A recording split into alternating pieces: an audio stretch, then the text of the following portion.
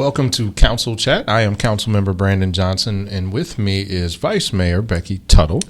Glad to have you on. Thank you. We haven't done this in so long, and I was really excited. When I saw the schedule and I saw we were going to get to do it together, I was like, it's Friday. I get to spend time with one of my dear friends for a few moments, and the weather's cooler. So it's all good today. It's very nice today. It was a little chilly this morning. No, I love it. I'm ready. I don't know if you can tell, I have my pumpkin spice latte earrings on and a necklace. I love holiday theme, but I love pumpkins. I love everything about the fall. So this is, I'm made for this. I know a certain state representative that might appreciate that. Yes, absolutely. We are friends. I should take a picture and send it to him.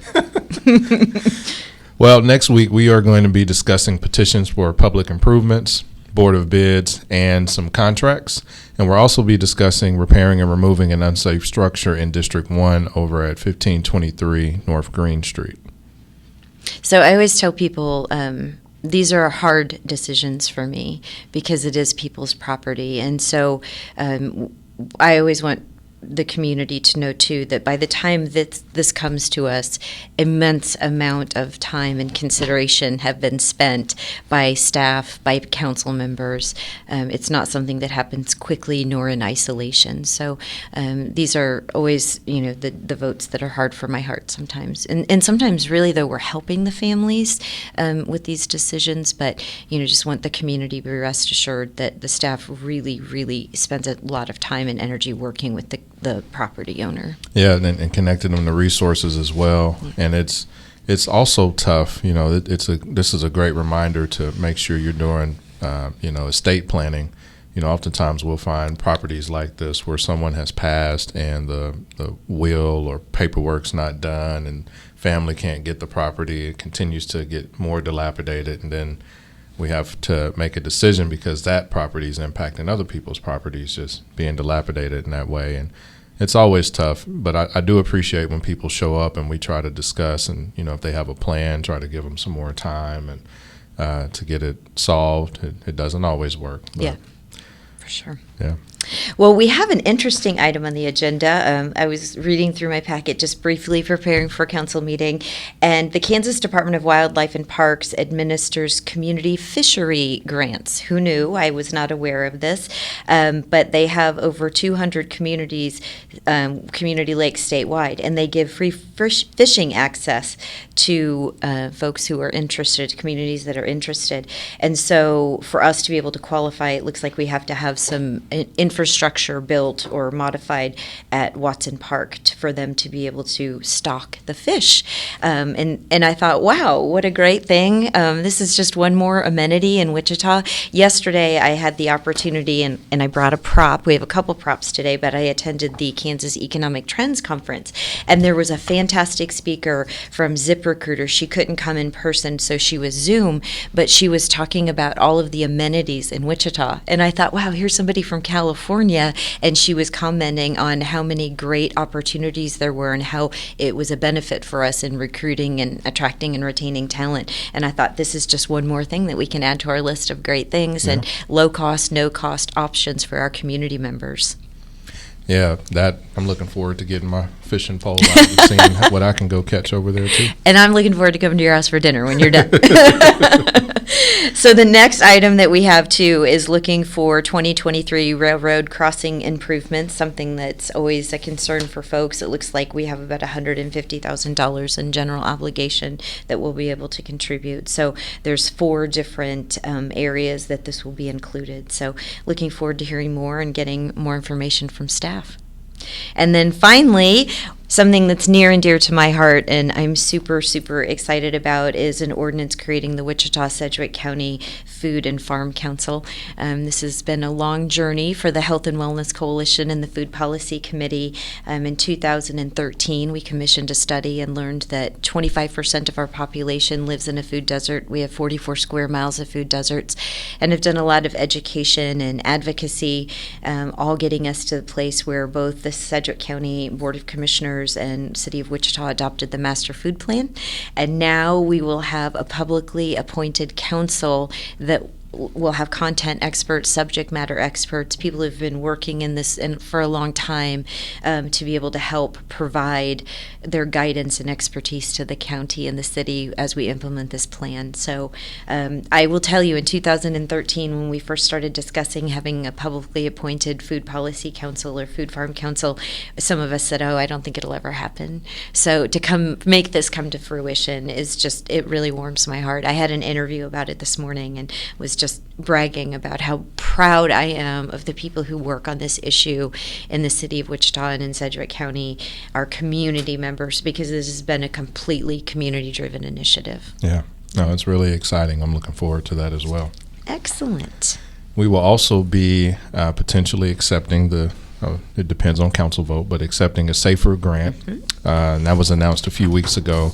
And that was over $10 million to help increase the number of trained frontline firefighters available, and also looking at fire apparatus and equipment. And there was a lot of excitement, I think, in the community about that, being able to hire more firefighters, addressing those issues that we've been talking about, and also, again, supporting what we did with the budget this year, just continuing to support the fire department. So this is exciting. Looking forward to having that item come up as well. Yeah, one of our missions of our city is to provide conditions for living well and for the safe community. So it just falls perfectly in line with that.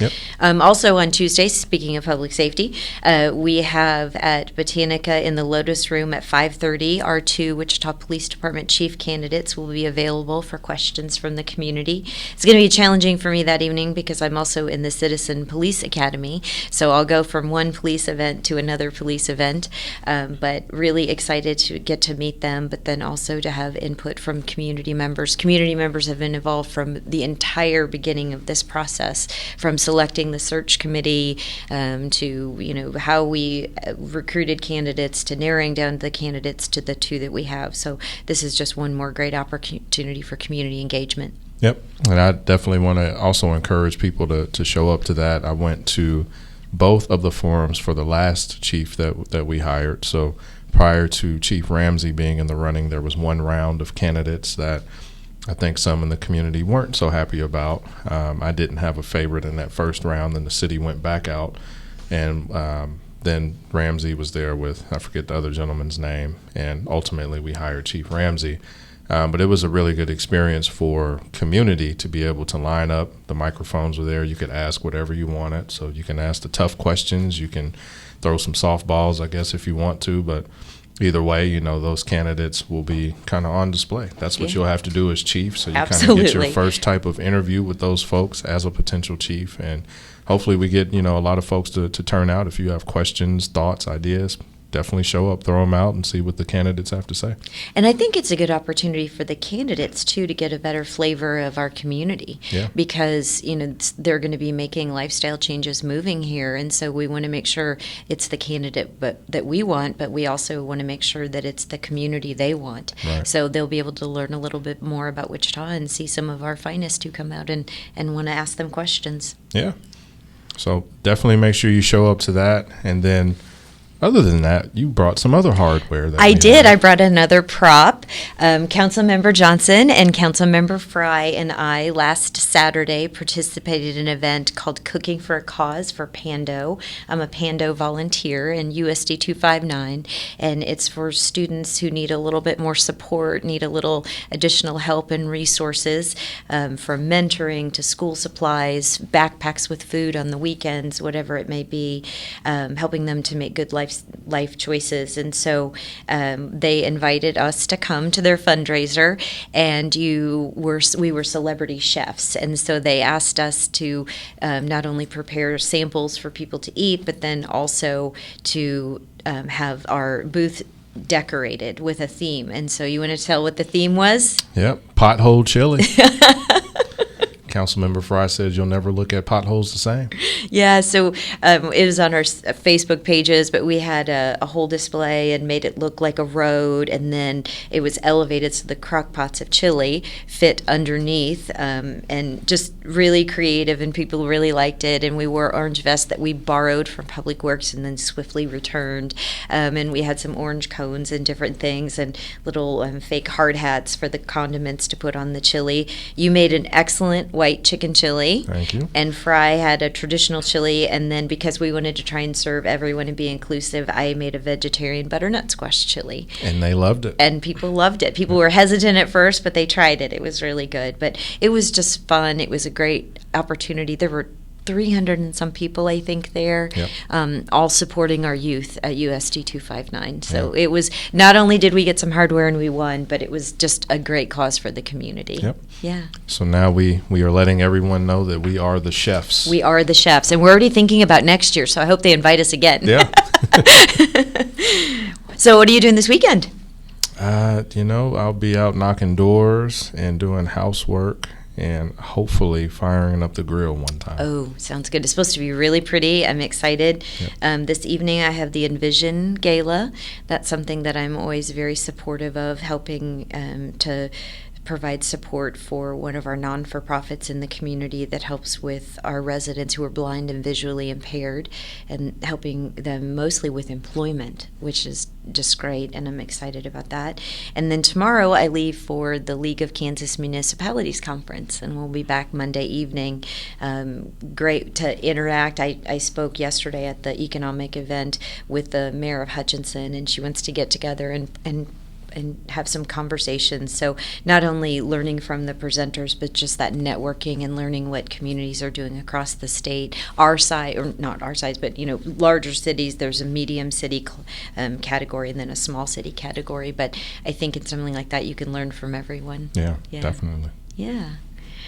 Well, thank you for joining us. Thank you for being here with me today. I really enjoyed it. And be sure to subscribe and follow us on Apple, Spotify, or wherever you listen to podcasts. Have a great weekend. Thank you.